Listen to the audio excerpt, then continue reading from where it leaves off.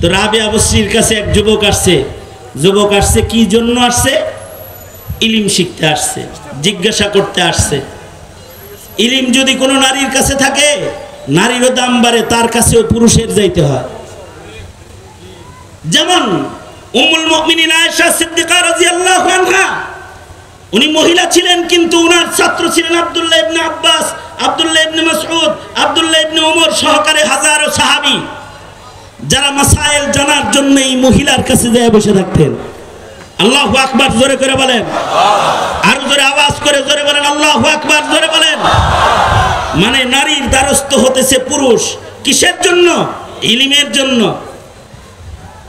এখনো উম্মুল মুমিনিন সকলের নাম মুসলমানরা বলতে না পারলেও আয়েশা সিদ্দিকার নামটা এটা এমন একটা নাম যেটা কাফের মুশরিকেও ভুলে না।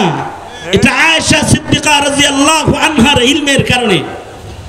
কারণ আয়েশা সিদ্দিকা রাদিয়াল্লাহু আনহা তিনি সাহাবায়ে কেরামের মধ্যে সর্বপ্রথম হাফেজা, কোরআনে কারীমকে মুখস্থ করেছিলেন। আজকে এরা যেমন উস্তাদের কাছ থেকে পাগড়ি পেয়েছে, নবীর কাছ থেকে নারীদের মধ্যে হযরত আয়েশা সিদ্দিকা সর্বপ্রথম হাফেজার সম্মানের পাগড়ি পাইছিলেন। সুবহানাল্লাহ, আগামীকালকে বললেন উনি সর্বপ্রথম হাফেজা, আল্লাহর রাসূলকে গোটা কোরআন মুখস্থ শোনাচ্ছিলেন। অসংখ্য অগণিত হাদিস উনি বর্ণনা করেছেন। সঙ্গত কারণে ওনার কাছে পুরুষরাও যায় বসে থাকতো। রাবিয়া বসরি ওইরকম, ওনার কাছেও পুরুষরা যাইতো ইলম হাসিল করতে। এক যুবক গেছে রাবিয়া বসরির কাছে, যায় বলে আম্মা জান, মাঝে মাঝে আপনার কাছে আসি ইলম শিখতে, কিন্তু আজকে একটা কথা বলতে চাই। কথাটা হলো, আসি তো আপনার কাছে, কিন্তু অল্পের জন্য আপনি ঠকে গেছেন। অল্পের জন্য কি ঠকছি? যুবক বলে আম্মা জান, আপনি যদি মহিলা না হয়ে পুরুষ হইতেন তাহলে আপনার সম্মান বেশি হইতো।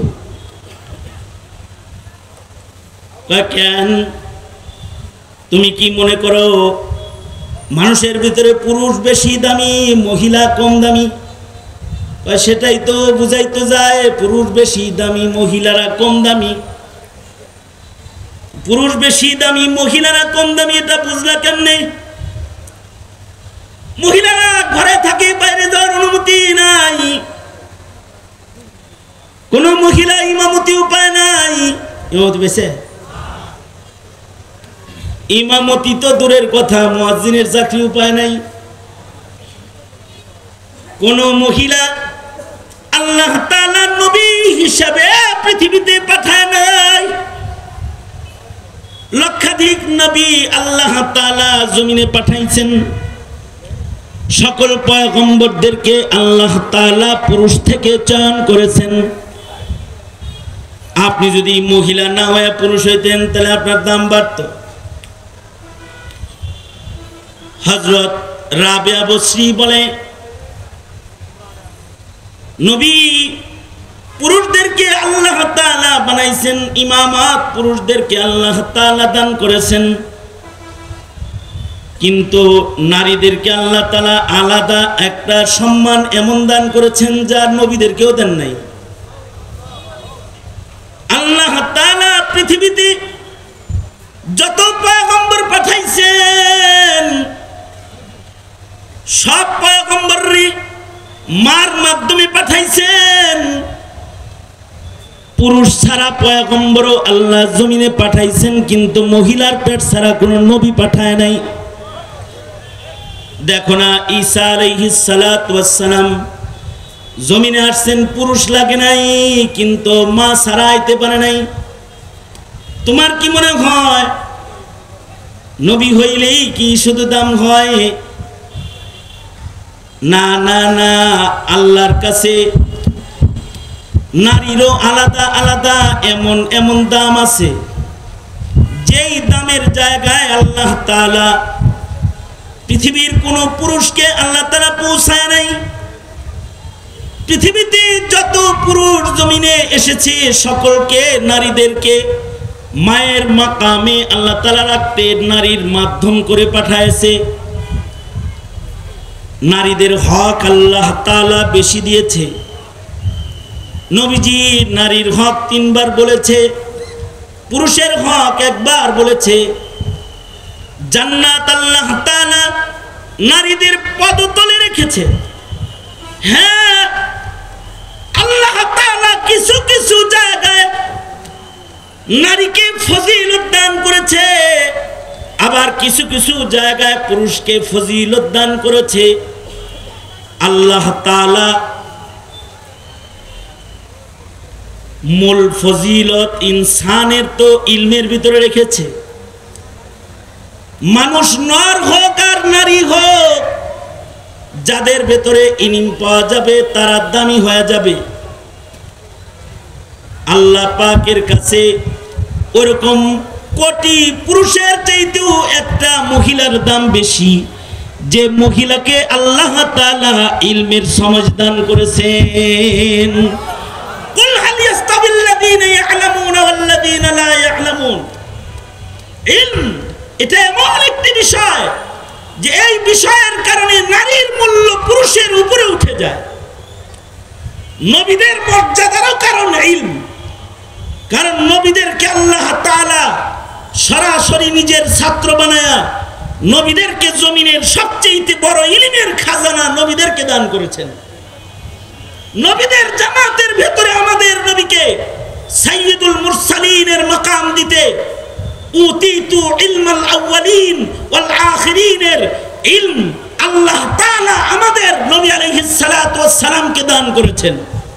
নবীজি বলেন, আউয়ালিন ও আখিরিনের সব ইলম আমাকে আল্লাহ তাআলা দান করেছে।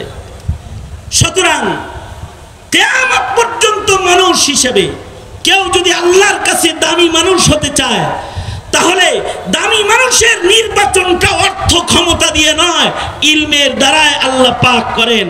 আল্লাহ পাক বলেন যে যারা জানে, যাদের কাছে ইলম আছে আর যাদের কাছে ইলম নাই, এই 2 দল কখনো সমান না।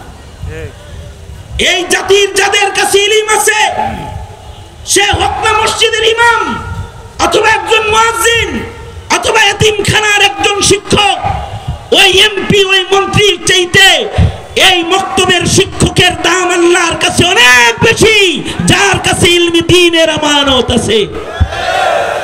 কারণ ইলমের দ্বারাই মানুষের মূল্যায়ন, ইলমের দ্বারাই মানুষ ইনসান হয়, কোরআনের দ্বারাই মানুষ ইনসান, ইলমের দ্বারাই মানুষ মনুষ্যত্ববোধ, ইবাদত, আখলাক, ইসলাম সব কিছু ইলমের দ্বারাই শিখবে। আজকে জাতির কাছে এই আহলি ইলমদেরকে দুর্বল করার জন্য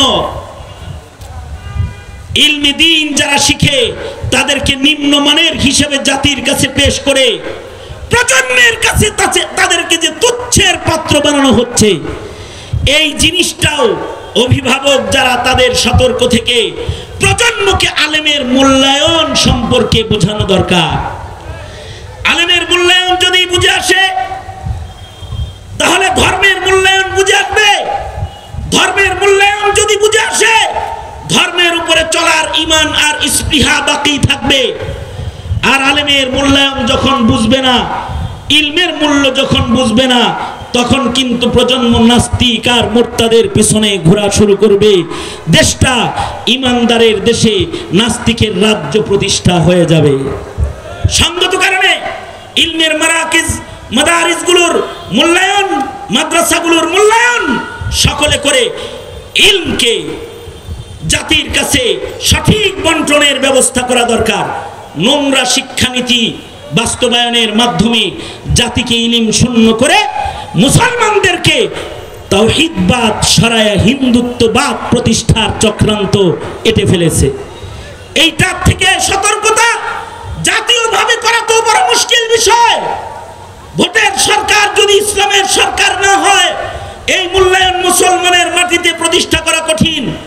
কিন্তু আপনারা যারা প্রত্যেকটা ঘরের এক একজন করে সরকার এখানে এসেছেন, যার ঘরে 15 জন সদস্য আছে তিনি 15 জন সদস্যের সরকার, যার ঘরে 25 জন সদস্য আছে তিনি 25 জন সদস্যের একজন সরকার। আপনারও কিন্তু জিম্মাদারি দিন সম্পর্কে যেন আপনার প্রজন্ম বেখবর না থাকে। ঠিক কিনা জোরে আওয়াজ করে বলেন। সুতরাং